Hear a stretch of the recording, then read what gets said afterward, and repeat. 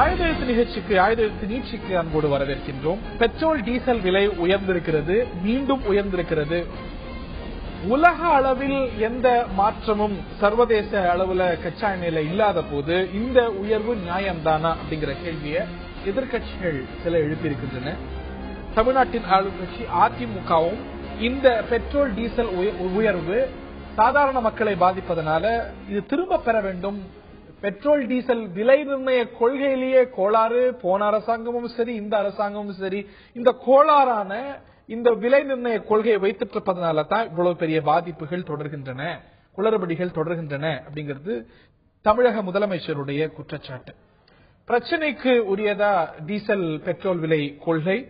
இந்த ஒரு உயர்வு அப்படிங்கிறது நியாயமான உயர்வு தானா, தவிர்க்க முடியாததா? பல கேள்விகள் எழுகின்றன.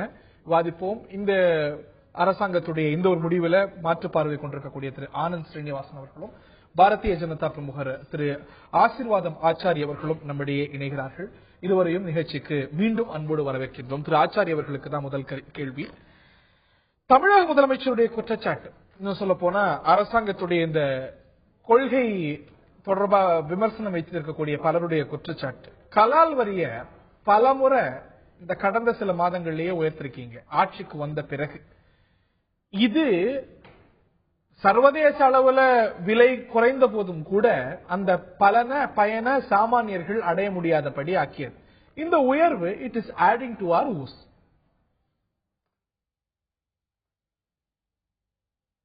அதாவது இப்போ இந்த விஷயத்துல என்னத்தை பார்க்கணும்னா, இதுக்கு முன்னாடி அதாவது ஒரு 10 வருஷத்துக்கு முன்னாடி பெட்ரோல் டீசல் விலையை அரசாங்கம் நிர்ணயிச்சுட்டு இருந்துச்சு.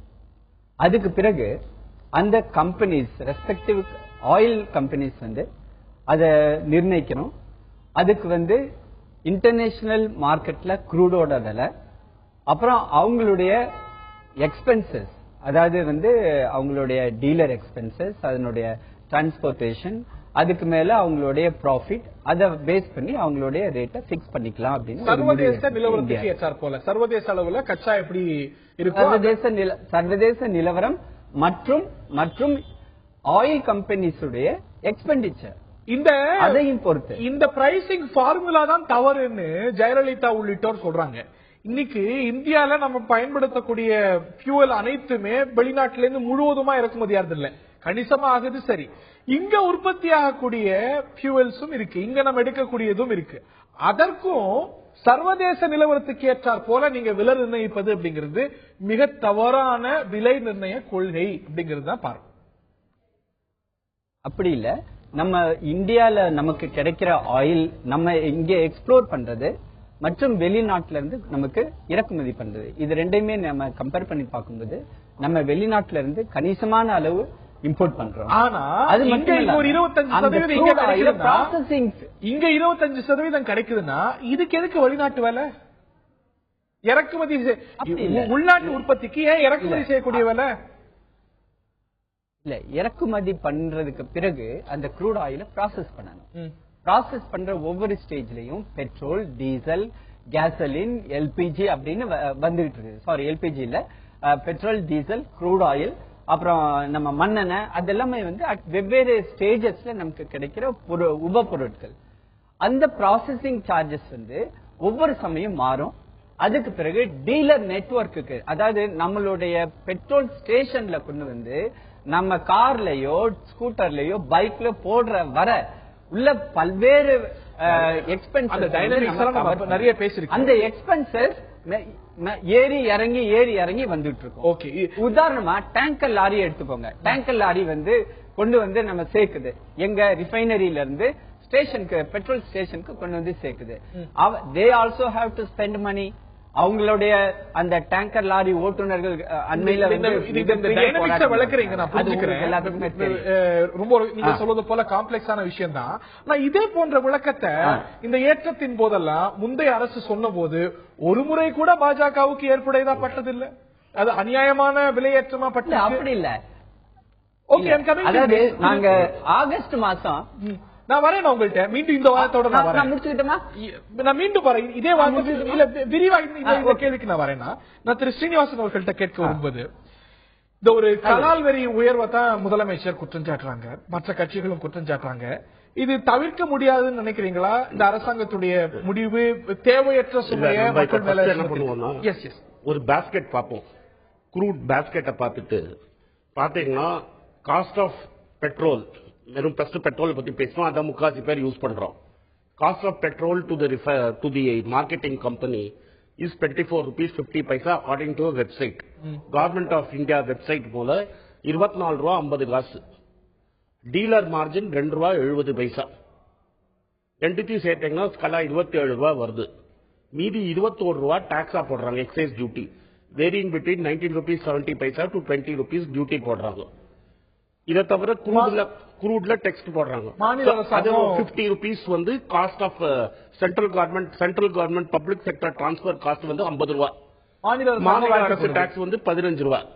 சோ இந்த ஒரு வருஷமா இந்த கவர்மெண்ட் பண்ணது என்னன்னா, எக்ஸைஸ் டியூட்டி இதுக்கு முன்னாடி மோடி வரதுக்கு முன்னாடி நடந்த போது எக்ஸைஸ் டியூட்டி வந்து 5 ரூபா இருந்தது. அந்த எக்ஸைஸ் டியூட்டியை 20 ரூபா ஆக்கியிருக்காங்க. So the cost, the extra 63 rupees லேந்து நீங்க 15 rupees நீங்க எடுக்கிறது straight away is going to the central government, not adjustment crude எல்லாம் கிடையாது. It is straight away going into consolidated fund of India க்கு போகுது. ரெண்டாவது மேடம் சொல்ற ஜெயலலிதா மேடம் சொல்றது தவறு. ஏன்னா 50 ரூபாய்க்கு தான் அவங்க வேட் போடுறாங்க 30%. அவங்க வந்து 25 ரூபாய்க்கு வேட் போடலாம். நீங்க வந்து வேட் பதிவு 25 ரூபாய்க்கு கட்டல. எக்ஸைஸ் டியூட்டி 20 ரூபா போடுறீங்கல்ல, மாநில அரசாங்கமும் அதே விஷயம் எக்ஸைஸ் டியூட்டிக்கும் வேட்டு கட்டுறீங்க. நீங்க வந்து வாங்கின பொருளுக்கு மட்டும் வேட்டு கட்டாம எக்ஸைஸ் டியூட்டி சேர்த்து வேட்டு கட்டுறீங்க. இதுல both central government and state கவர்மெண்டோட தப்பு இருக்கு. உங்களுடைய முதற்கட்ட கருத்தை நான் எடுத்துக்கிறேன். அவர் சொல்வது போல 5 முறை கடந்த நவம்பர்ல இருந்து 5 முறை இந்த கலால் வரி உயர்த்தப்பட்டிருக்கு. அதுவும் குளோபல் மார்க்கெட்ல குறைவா இருந்த காலகட்டத்திலும் கூட கலால் வரி உயர்த்தினீங்க. நோக்கம் சாதாரண மக்களுக்கு விலை குறைந்திருந்த போதும் கூட, சர்வதேச அளவுல குறைந்திருந்த போதும் கூட பலன் வந்து கிடைக்காம போச்சு. இன்னொன்னு, இதே விஷயத்த காங்கிரஸ் அரசாங்கம் செஞ்ச போது, இதே டீரெகுலேஷன் பாலிசியின் கீழே செய்த போது, அந்த டீரெகுலேஷனே தப்பு. நீங்க என்ன நிறுவனங்கள் நிர்ணயிக்கக்கூடிய கொள்கையே தப்பு. நீங்க ஒவ்வொரு முறை விலையேற்றம் செஞ்ச போதும் கூப்பாடு போட்டீங்க, நாடு தழுவிய வேலை நிறுத்தம் செஞ்சீங்க. You're exactly doing that. இதுல என்ன பார்க்கணும்னா, நாங்க வந்து ஒவ்வொரு தடவையும் வந்து நாங்க விலையை ஏற்றுறோம் விலையை இறக்குறோம் அப்படின்னு நீங்க சொல்ற கருத்து தவறான கருத்து. ஆகஸ்ட் மாசம் வந்து 3 தடவை டாக்ஸேஷன் வந்து அதிகமானுச்சு. ஆனா நாங்க 3 தடவையும் ஆயில் கம்பெனிஸ்ட சொல்லி அவங்கள்ட்ட அந்த டாக்ஸேஷன் பர்டனை நீங்க பேர் பண்ணிக்கோங்க அப்படின்னு சொன்னதுக்கு பிறகு அவங்க 3 தடவை விலையை ஏத்தல. அதுக்கு பிறகு இன்னொரு தகவலையும் நான் பதிவு பண்ண விரும்புறேன். பல முறை மோடி அரசு வந்ததுக்கு பிறகு இந்த 1.5 வருடங்களில் சாதாரண மக்கள் பயன்படுத்தக்கூடிய பெட்ரோலை விட சாதாரண மக்களுடைய பெட்ரோலை விட ஏர்லைன் ஃபியூவல் வந்து சீப்பா இருந்த காலகட்டம் மோடி ஆட்சியில தானே இன்னைக்கும் இருக்கு. இல்ல, அதாவது இதுல என்ன பாக்கணும்னா, நீங்க வந்து ஆயில் பிரைஸ வந்து டிட்டர்மின் பண்றது வந்து அந்தந்த ஆயில் கம்பெனி. அந்த கொள்கையை தப்புன்னு வாதிட்டது பாஜக என்ன பண்ணுதுன்னா, இல்ல பாஜக, ஆனா அது it is a continuous process. But நீங்க வந்து எதிர்க்கட்சியா இருக்கும்போது ஏன் உணரல? நீங்க எதிர்க்கட்சியா இருக்கும்போது என்ன கருத்தை பதிவு பண்றேன், நான் ஒரு கருத்தை பதிவு பண்றேன். இந்த கருத்து அரசியல் கருத்தாக கூட இருக்கலாம், ஆனால் நான் வந்து கருத்தை பதிவு பண்றேன். அதாவது இந்த மார்க்கெட் பேஸ்ட் மெக்கானிசம் கொண்டு வரும்போது ஒரு தமிழகத்தை சேர்ந்த ஒரு கட்சி வந்து யூபிஏ அரசாங்கத்துல ஒரு கூட்டணியில இருந்துச்சு. ஆனா அந்த கேபினெட் மீட்டிங்ல அவங்க வந்து அவங்கள சேர்ந்த கேபினெட் மினிஸ்டர்ஸ் ஒண்ணுமே பேசல. அத வந்து எதிர்த்து பேசிருக்கலாமே. அப்படிதான் பாஜகவுமா? இல்ல அப்படிதான் பாஜகவுமா? இல்ல, அப்படி இல்ல. நீங்க ராஜ்நாத் சிங் பாஜகவுடைய தேசிய செயற்குழு கூட்டத்துல பேசினாரு, இந்த டீரெகுலேஷன் கொள்கையே தப்புன்னு. ஆட்சிக்கு வந்த அப்புறம் அருண் ஜேட்லி பட்ஜெட்ல வாசிக்கிறாரு டீரெகுலேஷன் கொள்கையை, அதாவது எண்ணெய் நிறுவனங்கள் விலை நிர்ணயிக்கக்கூடிய கொள்கையை நாங்க வலுப்படுத்த போறோம் அப்படிங்கிற. எதை எதிர்த்தீங்களோ இதே டீரெகுலேஷனாலதான் உங்களுக்கு வந்து 5 தடவைக்கு மேற்பட்டு அந்த ஆயில் பிரைசஸ் கம்மியாச்சு. அன்னைக்கு நீங்க கம்மியாச்சு. அதை வந்து நாங்க கஸ்டமருக்கு கொடுத்தோம். எதிர்த்தீங்க நீங்க, அதை நீங்க பாராட்ட மாட்டீங்க. இன்னைக்கு சர்வதேச நிலவரத்துல குறைஞ்சதுக்கு ஏற்றாற் போல விலை குறைவு இல்ல. திரு ஆனந்த் ஸ்ரீனிவாஸ் சார், டாலருடைய ஃபிளக்சுவேஷன் நீங்க அதை கவனிச்சீங்களா? போன டாலர் ஃபிளக்சுவேஷன் கவனிச்சீங்களா? அது ஒரு oil price dollar fluctuation Indian ரூபீஸோட நீங்க பார்க்கணும். $110 இருந்தது பெட்ரோல் டீசல் விலை, அது க்ரூட் ஆயில் விலை. இன்னைக்கு க்ரூட் ஆயில் விலை 40. ஸோ 30% ஆஃப் பிரைஸுக்கு வந்துருச்சு. அன்னைக்கு வந்து அதே எக்ஸைஸ் டியூட்டி கண்ட்ரோல் பண்ணியிருந்தாங்கன்னா 62 ரூபா 70 ரூபா இருந்த பெட்ரோல் இன்னைக்கு 40 ரூபா தான் இருக்கணும். I am factoring 15% dollar depreciate ஆயிருக்கு. ஆனா இவங்க தலைவர் என்ன சொன்னார், நான் வந்தா பவருக்கு வந்தா டாலர் 56 45 ஆக்குவேன்னு சொன்னது ரெக்கார்ட்ல இருக்கு. அது 56 66 போயிடுச்சுங்கிறது மேட்டர் வேற. பட் அவர் என்ன சொன்னார்னா, நாங்க வந்து ஃப்ரீ ஆக்கிடுவோம் பிரைஸ். அவங்க ஃப்ரீ ஆக்கிடுவாங்கன்னா $110 இருந்த ஆயில் விலை இன்னைக்கு $40 இருக்கு. அப்பனா 71 ரூபா இருக்கிற பெட்ரோல் 37 ரூபா இருக்க வேண்டும். இதனால என்ன நம்மளுக்கு தெரியுதுன்னா, 1 லிட்டர் பெட்ரோல்ல 30 ரூபா, கணிசமா 30 ரூபா ஸ்டேட் கவர்மெண்ட்டும் சென்ட்ரல் கவர்மெண்ட்டும் எக்ஸ்ட்ராவா வரிய நம்மள்ட்ட வாங்குறாங்க. நீங்க சொன்ன மாதிரி ஏவியேஷன் டர்பைன் ஃபியூயல் வந்து 48 ரூபா 1 லிட்டர் கொடுத்துட்டு இருக்காங்க. நீங்களும் நானும் நேர்களும் பயன்படுத்துற பெட்ரோல் டீசல் இது எப்படின்னா, அம்பானியும் அதானியும் பிரைவேட் பிளேன்ல போறதுக்கு சீப்பா கொடுப்பாங்க. ஏன்னா நாளைக்கு இவங்களால ஹெல்ப் பண்ணணும். எக்கனாமிக் கிளாஸ்ல, ஆமா எக்கானமி கிளாஸ்ல பிரைவேட் பிளேன்ல சொல்றேன். அது நீங்களும் நாங்களும் தான் எக்கானமி கிளாஸ், அவங்க எல்லாம் பிரைவேட் பிளேன்ல போவாங்க. அம்பானிக்கும் அதானிக்கும் 48 ரூபா விலை. கொண்டு வரது தவிர்க்க வேண்டிய கருத்து இல்ல. நான் என்ன சொல்றேன்னா, இது பப்ளிக் செக்டர் யார் பெனிஃபேக்டர் அப்படிங்கிற அம்பானி பிரைவேட் பிளேன் வச்சிருக்காரு, அதானி சாதாரண மக்கள் இன்னைக்கு ஏர்லைன் ஃபியூவல் இன்னைக்கு நீங்களும் நானும் பயன்படுத்துற ஃபியூலை விட எரிபொருளை விட 25% கம்மியா இருக்கு. ஏன்னா அதானி கேட்கக்கூடிய கேள்வி இல்ல அதானி ஏங்கிறது நான் சொல்றேன்.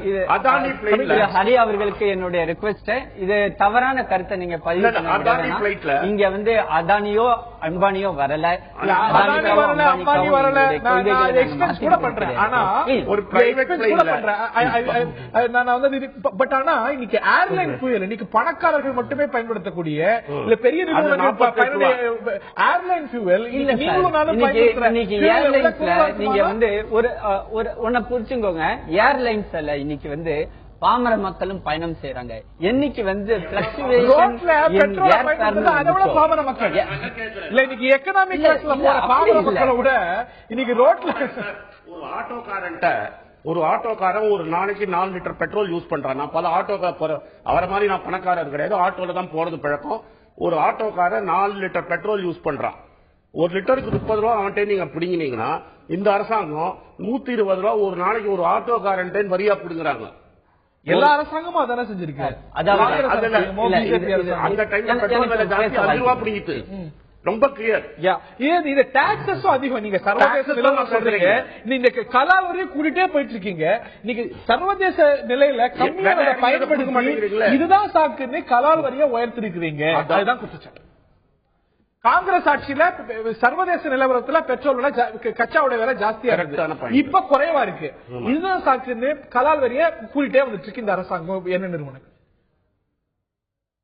அதாவது இங்க ஸ்டேட் கவர்மெண்ட் டாக்ஸேஷன் நீங்க பாருங்க.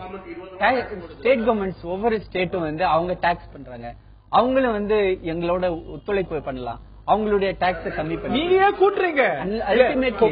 பழைய டாக்ஸேஷன் பாலிசியை கேள்வி கேட்ட நீங்க ஏன் கூட்டுறீங்க? இந்த அரசாங்கம் நாங்க கூட்டும் பொழுது அந்த ஆயில் மார்க்கெட்டிங் கம்பெனிஸ் ரிக்வெஸ்ட் பண்ணி நாங்க பல தடவை வந்து அந்த பர்டனை கம்பெனிஸ்க்கு டிரான்ஸ்பர் பண்ணிருக்கோம். நாங்க கஸ்டமருக்கு டிரான்ஸ்பர் பண்ணல. நான் அதையும் உங்களுக்கு வந்து பதிவு பண்ணிருக்கேன். ஆகஸ்ட் மாசம் 3 தடவை வந்து கூட்டுறோம். ஆனா நாங்க கம்பெனிஸ் ரிக்வெஸ்ட் பண்ணோம். Companies okay, it is ultimately the customer has to be benefited. நாங்க அந்த பர்டனை எடுத்துக்கிறோம், அவங்க எடுத்துக்கிட்டாங்க. அதையே நீங்க பதிவு பண்ண விட மாட்டேங்க. அதுவும் உண்டு. ஆனா இதுல இன்னொன்னு பார்க்க வேண்டியது, ஸ்டேட் கவர்மெண்ட் வந்து டாக்ஸேஷன்ல அவங்களுடைய ஒரு பங்கை வந்து விட்டு கொடுக்கலாம். ஸ்டேட் கவர்மெண்ட் இன்னைக்கு நீங்க குற்றச்சாட்டு வைக்கக்கூடிய ஜெயலலிதாவுடைய தமிழ்நாடு அரசு அவங்களுடைய டாக்ஸேஷன் உயர்த்திருக்கா? ஸ்டேட் கவர்மெண்ட் அவங்க வந்து அதாவது முன்னாடி எப்படி இருந்ததோ அதே நிலையில இருக்கு. நீங்க கூட்டிட்டே போயிட்டு இருக்கீங்க. ஓகே, இப்ப அவங்க கோரிக்கை வச்சிருக்காங்க. மத்திய அரசு அதை கண்டிப்பாக பரிசீலிக்கும். இல்ல அவங்க வந்து மார்ச் மாசம் கோரிக்கை வச்சாங்க, மம்தா பானர்ஜி கோரிக்கை வச்சாங்க, எக்ஸைஸ் கலால் வரி கூட்டிட்டு தான் போகுதே தவிர குறைஞ்ச பாடு இல்ல. சார் இதுல ஒவ்வொரு பாயிண்ட் நீங்க வந்து ஃபிளக்சுவேட் ஆகுது, மார்க்கெட் ஃபிளக்சுவேட் ஆகுது. எத்தனை தடவை மேல போச்சு, எத்தனை தடவை கீழே இறங்குச்சு. நாங்க இறக்கும் போது எங்களுக்கு வாழ்த்து ஏன் சொல்ல மாட்டேன்றீங்க? $110 நாங்க இறக்குறோம் இல்லீங்களா, அப்ப எங்களுக்கு வாழ்த்து. மத்த மாநில முதலமைச்சர்கள் எல்லாமே அமைதியா உட்காந்துக்கிறாங்க. சார் நான் கேட்கறதுக்காக சொன்னோம், $110 $40 ஆயிருக்குன்னா 30% ஆயிடுச்சு, 30% ஆயிடுச்சு வேலை. இவங்க 75 40 ரூபாய் ஆக்கிருந்தா நம்ம எல்லாரும் கை தட்டிருக்கலாம், வரவேற்றிருக்கலாம். 30% ஆயிருக்கு, 70% 70% விலைவாசி இறங்கி இருக்குது. இவங்க 10% குறைச்சது மார்க் தட்டிக்கிறாரு. ஆக்சுவல் விலைவாசி 70% இறங்கி இருக்கு. ஆக்சுவல் விலைவாசி 70% நிலவரத்துக்கு ஏற்றார் போல 70% இறங்கி குறைஞ்ச அளவுக்கு நீங்க விலையை குறைக்கல. 70 10 பண்ணிட்டு மார்க் தட்டிக்கிறாரு அவரு. அது குறைஞ்சது 70%, நீங்க குறைச்சது 10%. கலால் வரியும் கூட்டிருக்கீங்கிறது தான் பிரதான குற்றச்சாட்டு சார். நீங்க அது மார்க்கெட் 70%, நீங்க குறைச்சது 10%. நீங்க குறைச்சீங்க இறுதியான கருத்து. சரி, என்னை கொஞ்சம் பேச விடுங்க ப்ளீஸ். அதாவது நீங்க வந்து எதை பேஸ் பண்ணி சொல்றீங்க? லாஸ்டா வந்து கன்சியூமர் பே பண்ற பணத்தை பொறுத்து. ஆனா அந்த பணத்துக்கு அரைவ் பண்றதுக்கு நாங்க பல்வேறு கால்குலேஷன்ஸ் பண்ண வேண்டி இருக்குது. நான் அதுக்கு முன்னாடி காம்பனன்ட் சொன்னேன். நீங்க அப்போஸ் பண்ண கால்குலேஷன்ஸ் வை நீங்க எதை ஜஸ்டிஃபை பண்றீங்களோ, எதை நியாயப்படுத்துறீங்களோ அதை அப்போஸ் பண்ணிருக்கீங்க. அப்படினா மாறணும். அதான் நான் சொல்றேன் இல்லீங்களா, it is a continuous process. நாளைக்கு வந்து இதை விட நல்ல மெக்கானிசம் எங்களுக்கு கிடைச்சிச்சுன்னா our government is always there. Ultimately நல்ல மெக்கானிசம் உங்கள சிலர் இவங்கெல்லாம் சொல்றது இந்த கொள்கையை எதிர்க்கிறவங்க அரசாங்கம் நிர்ணயம் செய்யணும், இந்த டைனமிக்கா என்ன நிறுவனங்கள் நிர்ணயம் செய்யக்கூடாதுங்கிறாங்க. அதுதான் உங்களுக்கு எதிர்கட்சி பெஞ்சில் இருக்கும் போது எந்த கட்சியா இருந்தாலும் அது காங்கிரஸோ பிஜேபியோ நாங்க நிர்ணயிச்சிருக்கோம். ஆட்சிக்கு வந்தா நாங்க ஆயில் கம்பெனிஸ்க்கு சொன்னோமே, அவங்க அதை எங்களோட கோரிக்கை அவங்க ஏற்றுக்கிட்டாங்களே. நீங்க கேளுங்க. அருண் ஜெய்ட்லியை பத்தி திரு சுப்பிரமணியம் சுவாமி பேசி முடிச்சு நான் சொல்றேன், இதனாலதான் அவர் எழுதினார். ஏன்னா he's a noted economist. We may disagree with him on several things. He's a very பெரிய எக்கனாமிஸ்ட். இவர் பால் சாமில்சனோட பேப்பர்லாம் எழுதியிருக்கிறார். ஆமா, அவரே என்ன சொல்லி இருக்கிறாருன்னா, bizarre taxation policy of Arun ஜெய்ட்லின்னு ஒரு லெட்டர் எழுதி இருக்கிறாரு. இப்ப இவர் வந்து அது தப்பு, சுப்பிரமணியம் சுவாமி தப்பா இருக்கணும், இல்ல அருண் ஜெய்ட்லி தப்பா இருக்கணும். இந்த லெட்டர் இஸ் பப்ளிக் ரெக்கார்ட். அதாவது அருண் ஜெய்ட்லியால இந்த இந்தியாவோட எக்கானமியை வெளிநடத்த முடியாது அப்படின்னு சுப்பிரமணியம் சுவாமி ஒரு லெட்டர் எழுதியிருக்காரு. சுப்பிரமணியம் சுவாமி should be right. One of them can be right, both cannot be. இல்ல ஒரு நிமிஷம், நான் இத சரியா உங்களுக்கு எக்ஸ்பிளைன் பண்ணுமா. டாக்டர் சுப்பிரமணியன் சாமி வந்து கடிதம் எழுதியிருக்கிறாரு. அதுல என்ன சொல்லியிருக்காருன்னா, இந்தியன் எக்கானமியை நாம ஸ்திரமாக கொண்டு போகணும் அப்படின்னா நம்மளுடைய டாக்ஸேஷன் வந்து ரீவிசிட் பண்ணணும்னு. இந்த கடந்த 60 வருடங்களாக நம்மளுடைய ரீவிசிட்டிங் பாலிசி இவரே சொல்றாரு, சரியில்லைன்னு இவரே சொல்றாரு. இல்ல அப்படி சொல்றாரு. அருண் ஜேட்லி எங்களுடைய சுப்பிரமணியம் சுவாமி லெட்டர் படிங்க. பாருங்க, இது சுப்பிரமணியம் சுவாமி சார் லெட்டர் படிங்க. ஒரு மாசத்துக்கு முன்னாடி சுப்பிரமணியம் சுவாமி படிங்க. Yes, okay. சுருக்கமா திரு ஹரி அவர்களே, திஸ் இஸ் அன்ஃபேர். நான் சரியா இதை நான் பதிவு பண்ண வேண்டும், இல்லாட்டினா it will be lying as it is.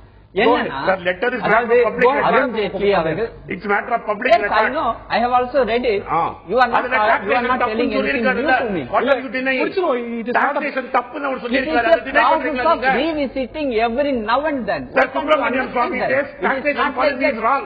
அப்ப நீங்க தப்பு ரைட்னு சொல்லுங்க. சுப்பிரமணியம் சுவாமி தப்பா இல்ல அருண் ஜேட்லி தப்பா? இவங்க ரெண்டு பேரும் ஒரே நம்ம பெட்ரோல் பிரைஸ் பத்தி பேச வரோம். இங்க வந்து there is no question of one-upmanship. Please understand that. Okay, I take your point. You don't bring politics into this. இல்ல, we are stating fact that I am not a politician like you. Okay, இந்த தருணத்தை நிகழ்ச்சி நிறைவேற்றியதாக வேண்டும். இது விலை நிர்ணய கொள்கையே தவறு அப்படின்னு குற்றம் சாட்டுறவங்க இருக்கிறாங்க. விலை ஏற்றம் இருக்கிற அளவுக்கு குறைவு இல்லை. அதாவது சர்வதேச நிலவரத்துல குறையும் பொழுது நேரடியா பலனை மக்கள் அனுபவிக்கிற மாதிரி சர்வதேச நிலவரத்துல ஒரு நன்மை ஏற்படும் பொழுது கூட நன்மை ஏற்படல. வரிகள் கூட்டப்படுகின்றன, பலன் மக்களுக்கு இல்லாமல் இருக்கிறது. இதற்கு ஒரே தீர்வு இந்த கொள்கையை, விலை நிர்ணய கொள்கையை மாற்றுவதுதான் அப்படிங்கிறது முதலமைச்சருடைய குற்றச்சாட்டு. அது நடக்க போகிறதா இல்லை இந்த நிலைதான் தொடர போகிறதா பொறுத்திருந்தான் பார்க்க வேண்டும். இது விவாத பொருளாக இருக்கிறது. நிகழ்ச்சியில பங்கு பெற்ற விருந்தினர்கள் இதுவரைக்கும் பார்த்த நேயர்களுக்கும் நன்றி, வணக்கம்.